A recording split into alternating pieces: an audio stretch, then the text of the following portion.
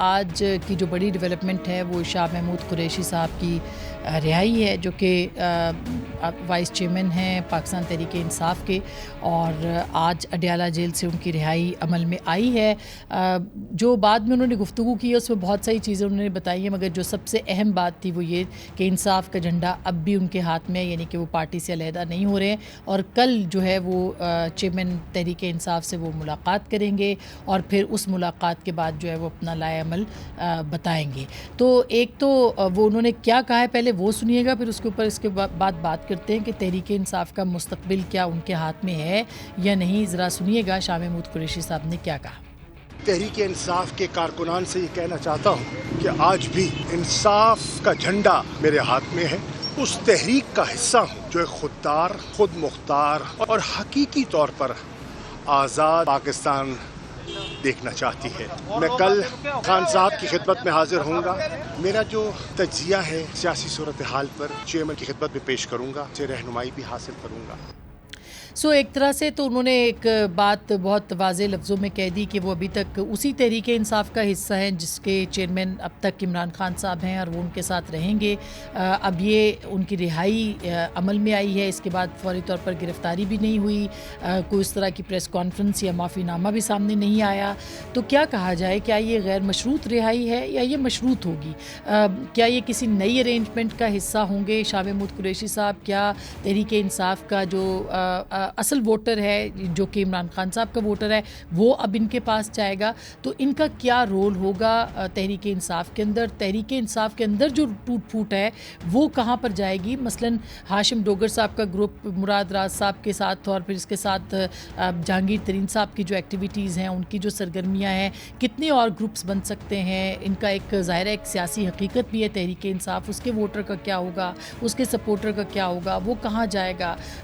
یہ تمام چیزیں جو ہیں وہ اس پورے موضوع کا حصہ ہوں گی، اور اس کا ہم احاطہ بھی کریں گے۔ اسی دوران جو ہے وہ آج رانا ثناء اللہ صاحب نے بھی ایک طویل خطاب کیا جو ٹی وی چینلز پہ ہم نے دیکھا بھی، جس میں کہ انہوں نے یہ فرمایا کہ یہ جو تمام معاملات ہو رہے ہیں جو 9 مئی کو ہوئے تھے یہ بغاوت اور سرکشی کا نتیجہ تھے، اور بہت اہم باتیں انہوں نے بھی کہیں۔ اس کا مطلب یہ نکلتا ہے حاصل وصول کے چونکہ بغاوت کا معاملہ ہے لہٰذا اس کے اوپر بھرپور کارروائی بھی کی جائے گی۔ رانا ثناء اللہ صاحب نے کیا کہا، آپ کی یاد دہانی کے لیے ذرا سنیے گا۔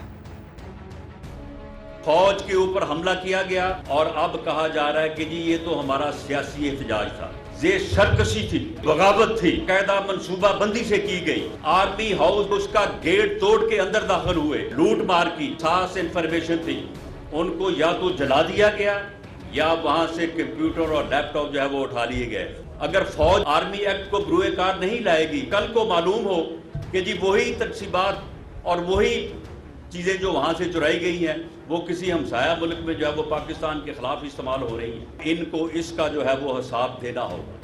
کتنا اہم ہے یہ معاملہ، اور کیا آرمی ایکٹ کے تحت جو ہے وہ واقعی معاملات آگے بڑھیں گے؟ کیا عمران خان صاحب کے کا جو مستقبل ہے وہ بھی اسی چیز سے ہے، یعنی ان کے خلاف بھی کیسز کا اندراج اسی ایکٹ کے اندر ہوگا؟ کیا عمران خان صاحب نااہل ہو سکتے ہیں؟ یہ بہت سارے سوالات ہیں جس کے اوپر آج کے اس پروگرام میں ہم نے بات کرنی ہے، اور اس کے ساتھ ساتھ یہ بھی جو آج کیس ہوا ہے آڈیو لیک سے متعلق، اس کے اوپر جو ہے وہ حکم امتناع بھی جاری کر دیا گیا ہے، مزید یعنی بڑھا دیا گیا ہے۔